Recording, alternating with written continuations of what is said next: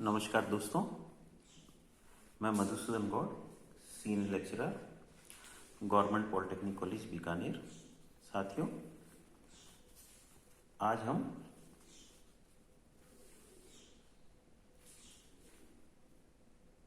Thermal engineering and heat transfer M 303 जो हमारा subject है उसमें रेडिएशन से संबंधित जो शॉर्ट क्वेश्चन आंसर हैं उनका अध्ययन करेंगे।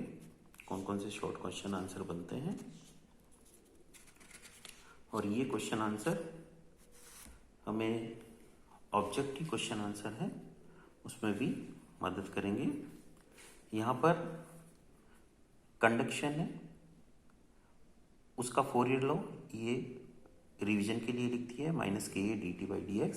इसी तरह से न्यूटन्स लॉ है वो Q = -ha/dt।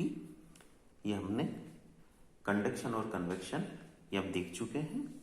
अब रेडिएशंस के बारे में छोटे क्वेश्चन आंसर देखते हैं। ये कोई ऑब्जेक्ट है, इस पे अगर Q रेडिएशन से वो आता है तो उसमें से QR है वो रिफ्लेक्ट हो जाता है, QA है वो रेडिएशंस एब्जॉर्ब हो जाते हैं और QT है वो ट्रांसमिट हो जाते हैं, इससे बाहर निकल जाते हैं। एब्जॉर्बिविटी QA/Q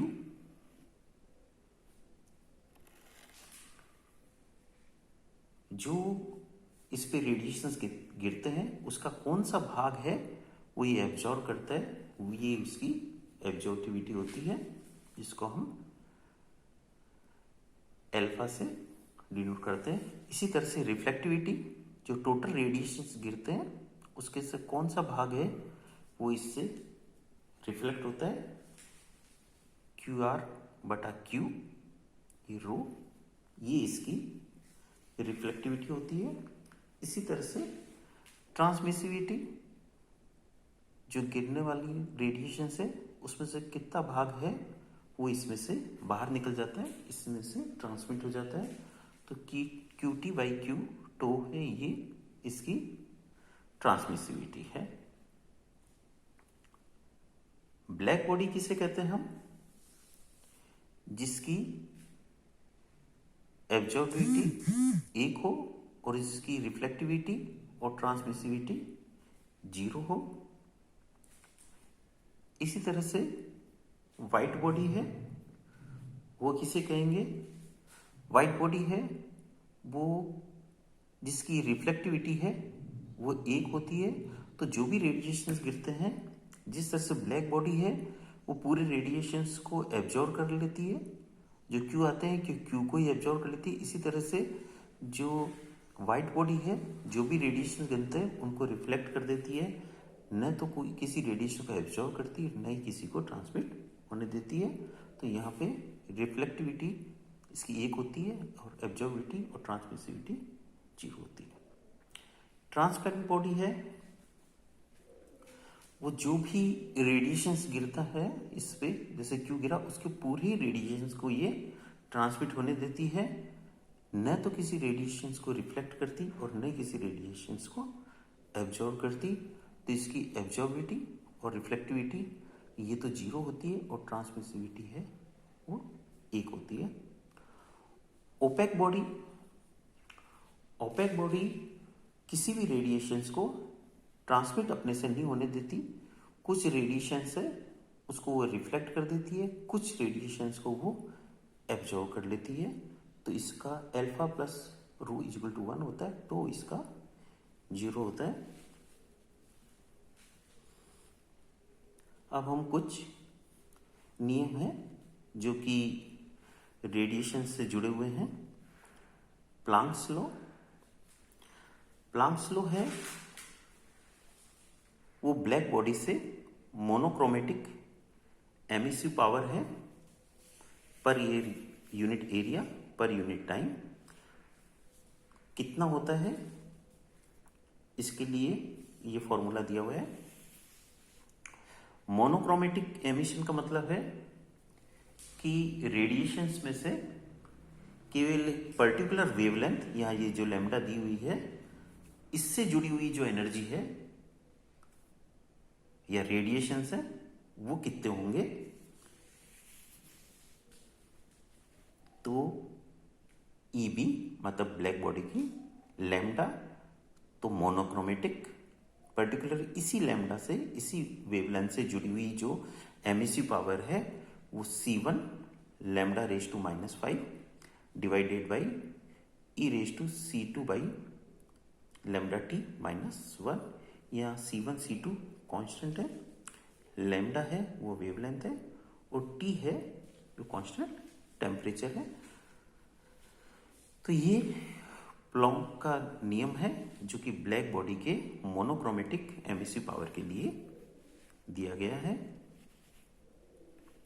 स्टीफन बोल्ट्जमैन लॉ है वो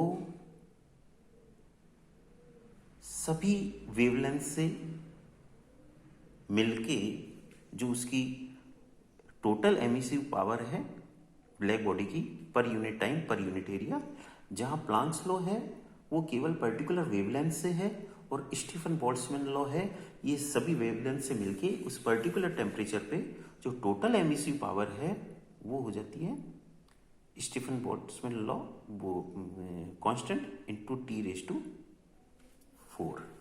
तो टेम्परेचर के चतुर्थ घात के समानुपाती होता है।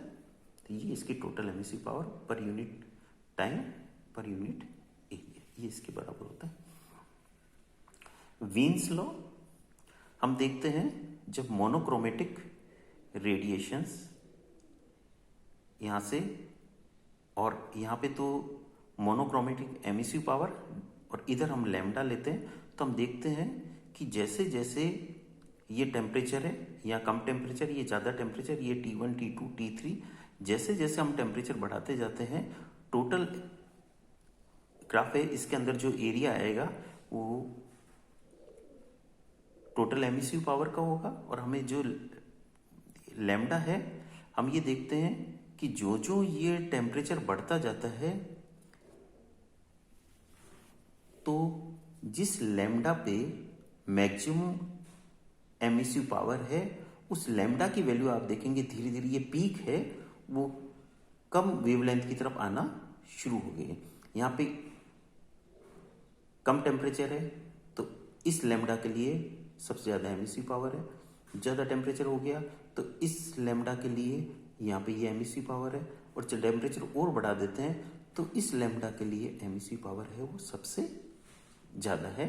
बाकी लैम्डा के लिए इससे कम होएगा लैम्डा की वैल्यू तब भी एमिसिव पावर कम है, इससे ज़्यादा होगा तो भी एमिसिव पावर है वो कम है। तो जो जो टेम्परेचर बढ़ता जाता है वो वेवलेंथ जिस पे कि एमिसिव पावर है वो सबसे ज़्यादा है वो कम होती जाती है। तो वेन्स लॉ क्या कहता है कि मैक्सिमम मोनोक्रोमेटिक एमिशन है उसकी जो संगत लैम्डा एम मतलब जिसकी ये पीक होती है वो, और जो टेम्परेचर है जो जो टेम्परेचर बढ़ता है ये लैम्डा कम होता जाता है। तो मैक्सिमम मोनोक्रोमेटिक एमिशन के संगत लैम्डा एम तथा टेम्परेचर का गुणनफल है वो कांस्टेंट होता है। ये वेन्स का नियम है। किरचॉफ लॉ, किरचॉफ क्या कहता है, कोई भी बॉडी है उसके एमिसिव पावर और ब्लैक बॉडी है